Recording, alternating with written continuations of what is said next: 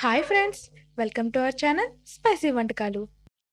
ఈరోజు మన వీడియోలో స్పెషల్ ఏంటంటే మన రాయలసీమలోనే కాకుండా ప్రపంచవ్యాప్తంగా ఎంతో ఫేమస్ అయిన అలాగే హెల్తీ అయిన రాగి సంగటి కోడి పులుసుని ఎలా తయారు చేసుకోవాలో తెలుసుకుందాం.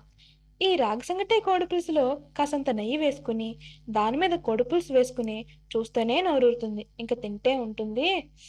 ఆహా, ఇంకా స్వర్గమే, అంత బాగుంటుంది ఇది. సో, ఈ వీడియోని లాస్ట్ వరకు స్కిప్ చేయకుండా చూడండి. అలాగే కొత్తగా చూస్తున్న వాళ్ళు మా ఛానల్‌ని సబ్స్క్రైబ్ చేయడం మాత్రం మర్చిపోకండి. మరి కోడి పులుసు రాగి సంగటిని తయారు చేసుకోవడానికి వెళ్ళిపోదామా? So, let's go. కోడి పులుసు కోసం స్టవ్ మీద ఒక కడాయి పెట్టుకొని అది వేడెక్కాక అందులోని ఒక కప్పు ఆయిల్ వేసుకోవాలి. నూనె వేడెక్కాక అందులోని చిన్న దాల్చిన చెక్క, 3 లవంగాలు, 2 యాలకులు, ఒక బిర్యానీ ఆకు, అలాగే 2 పెద్ద సైజు ఉల్లిపాయల్ని చిన్న ముక్కలుగా కోసుకొని వేసుకోవాలి. 4 పచ్చిమిర్చి ముక్కలు కూడా కోసుకొని వేసుకోవాలి. వాటినన్నిటిని ఒకసారి బాగా కలుపుకోవాలి. ఇలా కలుపుకున్నాక మీడియం ఫ్లేమ్ మీద 5 నిమిషాల పాటు మూత పెట్టి వేయించుకోవాలి. ఇలా వేయించుకున్న ఉల్లిపాయల్లో ఒక స్పూన్ అల్లం వెల్లుల్లి పేస్ట్, ఒక స్పూన్ పచ్చిమిర్చి పేస్ట్ వేసుకోవాలి. అవన్నీ ఒకసారి బాగా కలుపుకొని పచ్చివాసన పోయేంత వరకు వేయించుకుందాం.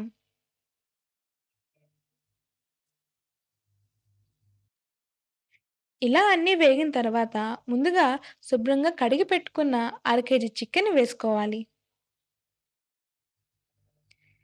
చికెన్‌లో చిటికెడు పసుపు,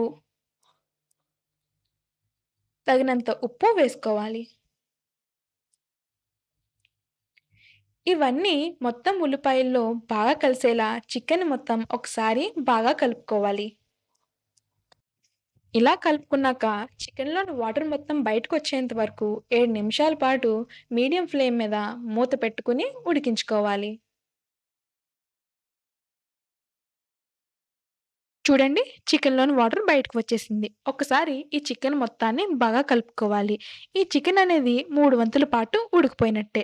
ఇప్పుడు ఈ చికెన్‌లోని మనం ఒక పెద్ద సైజ్ టమాటాని చిన్న ముక్కలుగా కోసుకొని ఇందులో వేసుకోవాలి. ఇలా ఈ చికెన్ మొత్తం ఒకసారి ఈ టమాటా ముక్కలు బాగా కలిసేలా కలుపుకోవాలి. ఈ టమాటా ముక్కలు సాఫ్ట్‌గా అయ్యేంత వరకు 5 నిమిషాలు లో ఫ్లేమ్ మీద మూత పెట్టుకొని ఉడికించుకోవాలి. చూడండి, టమాటాలు మొత్తం సాఫ్ట్‌గా అయిపోయాయి. వీటిని మరొక్కసారి కలుపుకోండి. ఇలా కలుపుకున్నాక ఇందులోని మనం ఒక స్పూన్ ధనియాల పొడి,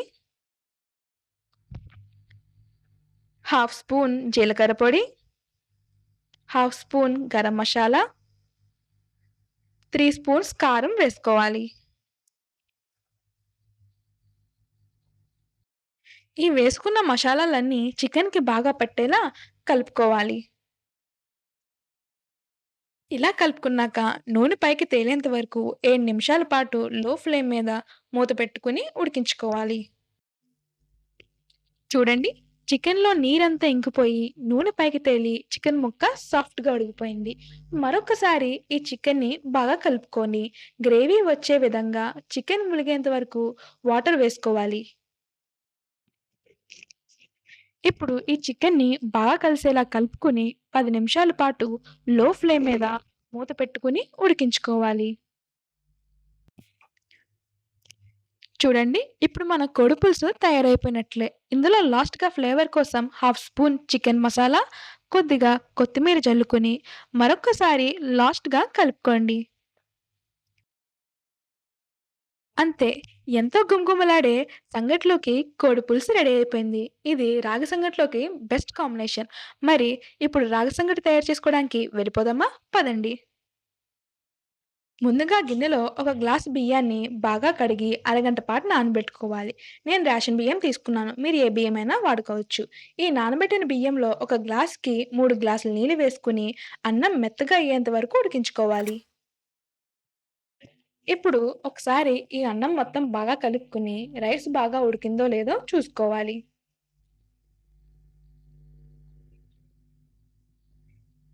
ఇప్పుడు రైస్ ఉడికిపోయింది కాబట్టి ఇందులోనే తగినంత ఉప్పు వేసుకోవాలి.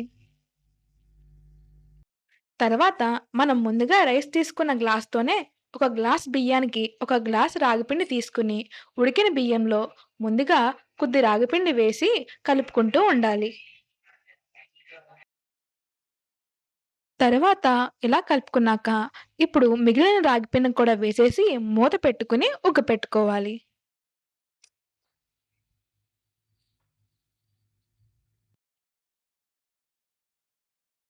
చూడండి, పిండి బాగా ఉగ్గిపోయింది. ఇప్పుడు స్టవ్ ఆపేసి పిండిని, ఉడికిన అన్నాన్ని బాగా కలిసేలా కర్రతో గానీ, గరిటెతో గానీ బాగా కలియబెట్టాలి. ఇక్కడ ఒక విషయం చెప్పదలుచుకుంటున్నాను. ఈ రాగి సంగటి తినడం వల్ల జీర్ణక్రియ మెరుగుపడుతుంది, బరువు తగ్గడానికి సహాయపడుతుంది, శరీరానికి శక్తినిస్తుంది. ముఖ్యంగా గర్భిణీ స్త్రీలకు మంచి పోషకాహారంగా ఉపయోగపడుతుంది.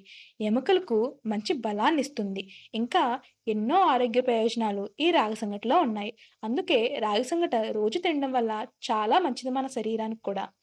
అయితే లాస్ట్‌గా ఈ రాగి సంగటిలో నెయ్యి వేసుకొని ఒకసారి కలుపుకోవాలి. ఈ రాగి సంగటిని ఉదయం, సాయంత్రం, రాత్రి కూడా ఆహారంగా తీసుకోవచ్చు. దీన్ని చికెన్ పులుసుతోనే కాకుండా చేపల పులుసు, మటన్ పులుసు, సాంబార్, కొబ్బరి చట్నీ కూడా మంచి కాంబినేషన్స్. అయితే లాస్ట్‌గా కొంచెం నెయ్యి వేసుకొని ఈ రాగి సంగటిని బాగా కలుపుకోవాలి. నెయ్యి వేసుకోవడం వల్ల కొంచెం ఫ్లేవర్ బాగా వస్తుంది. అంతే, మన రాగి సంగటి అయిపోయింది. ఇప్పుడు నేను చూపిస్తున్నట్టు ఈ రాగి సంగటిని ఉండల కింద చేసుకొని, ప్లేట్‌లో పెట్టుకొని, కాసంత నెయ్యి వేసుకొని, దాని మీద మనం చేసుకున్న కోడిపులుసు వేసుకొని తింటే అద్భుతంగా ఉంటుంది. చాలా బాగుంటుంది.